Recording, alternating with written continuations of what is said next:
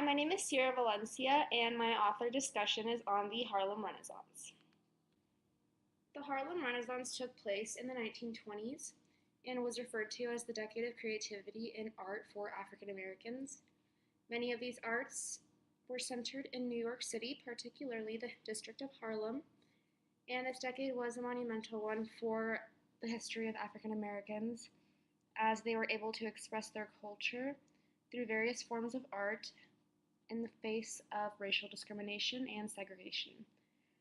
These arts included, but are not limited to, poetry, fiction, drama, dance, music, painting, and sculpture.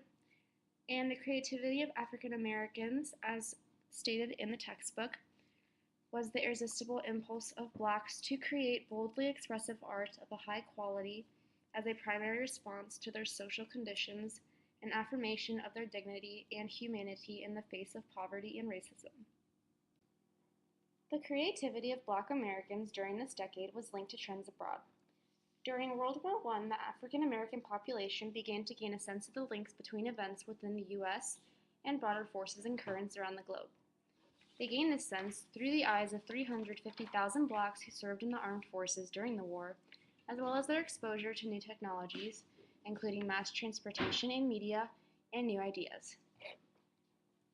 When President Woodrow Wilson justified the war as an effort to make the world safe for democracy, African Americans living under segregation, discrimination, and lynching wondered what the Negro needed to do in order to make America safe for himself.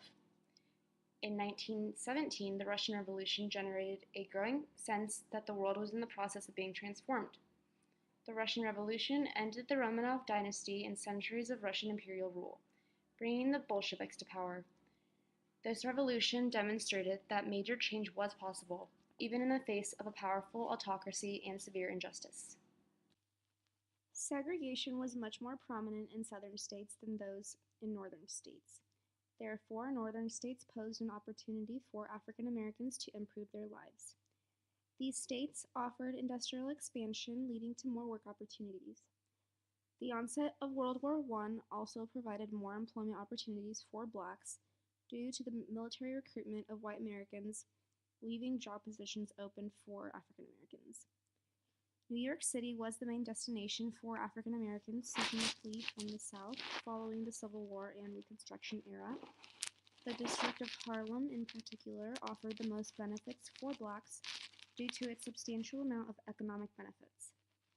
This district housed prominent writers and artists and was on the path to becoming the Negro capital of the world. African American literature began with the work of a white American by the name of Ridgely Torrance. He created the play titled 3 Plays for a Negro Theater. His work was labeled the most important single event in the entire history of the Negro in American theater. This play displayed the Black community in a positive fashion.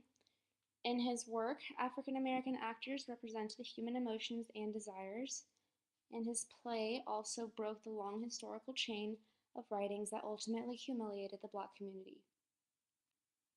Following the work of Ridgely Torrance came about a number of new African American arts. For example, in 1919, Claude McKay wrote his poem, If We Must Die. His poem did not make a reference to any racial discriminations or anything else regarding race. In 1921, African Americans put together a musical titled Shuffle Along. Shuffle Along was made up of literary styles of arts, including song, dance, and comedy. This musical attracted both Blacks and whites within America. In 1920, the recording industry came about. This was composed of the blues and jazz and led to a generation of Black performers in music. Race Records was used to market the African American market that came about during this time. Young writers viewed Black popular music as both an art and, as the textbook states, a sign of their own revolt against the Victorian mores of their elders. The next slide shows a video documentary of the musical Shuffle Along, explaining its creation, features, and successes for the Black community. Many individuals questioned whether the role of white Americans during the Harlem Renaissance threatened its status as an expression of Black culture. However, the fact is that assistance from these white Americans during the decade was necessary in order for African American artists to have their books published due to the segregation and racial discrimination that the Black community faced. For example, white American Charles S. Johnson worked and aimed to trigger contact between the Black and white communities. The two prominent white individuals during this decade are Carl Van Vechten and Charlotte Osgood Mason. Carl Van Vechten used his influence as a famous novelist and critic to help launch certain careers, most notably that career of Langston Hughes. And Charlotte Osgood Mason helped by dispensing sums of money. She also supported a number of Black artists, including Hurston Hughes and Locke. As the movement grew, tensions between Black writers arose. There were two types of tensions: occupational and generational. Occupational tensions referred to writers and artists living with uneasy knowledge that their world was different from that of the masses of Blacks. These artists did not know that the Harlem Renaissance was going on. Generational tensions referred to the growth of hostility between many of the older writers and editors and younger sect. However, there was not always hostility between both groups. For example, James Weldon Johnson, among others of Old Guard, had little difficulty with the new writers and actively supported their development. In 1926, younger artists put together Fire, a magazine which promised to burn up a lot of old, dead conventional Negro white ideas of the past. The most powerful voice of Old Guard was W. E. B. Du Bois. He was disturbed by the apparent immortality of some of the new works, as well as their lack of political seriousness. In his work titled Crisis, he included a section, The Negro in Art. This section openly criticized several of the new works of Black artists. Younger writers, such as Langston Hughes and Countee Cullen, among others, saw the essence of the Renaissance to be freedom for them to create without regard to politics. Hughes expressed freedom by insisting on racial commitment on the part of the Black artist. He also insisted that the Black artist must recognize and appreciate his or her link to Africa. Cullen, on the other hand, expressed his freedom by renouncing jazz and blues verse in favor of conservative forms.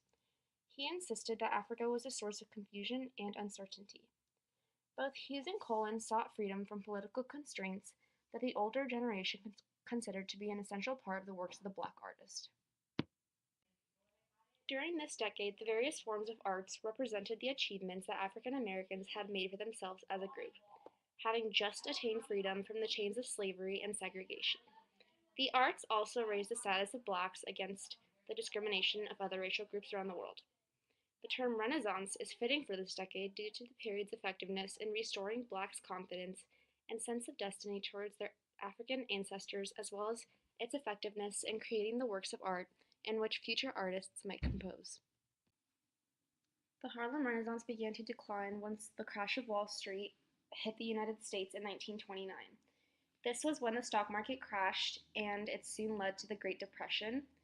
The Great Depression caused unemployment, a rise in crime, inflated house prices, and much more. And African Americans found it most difficult to live under these conditions compared to white Americans.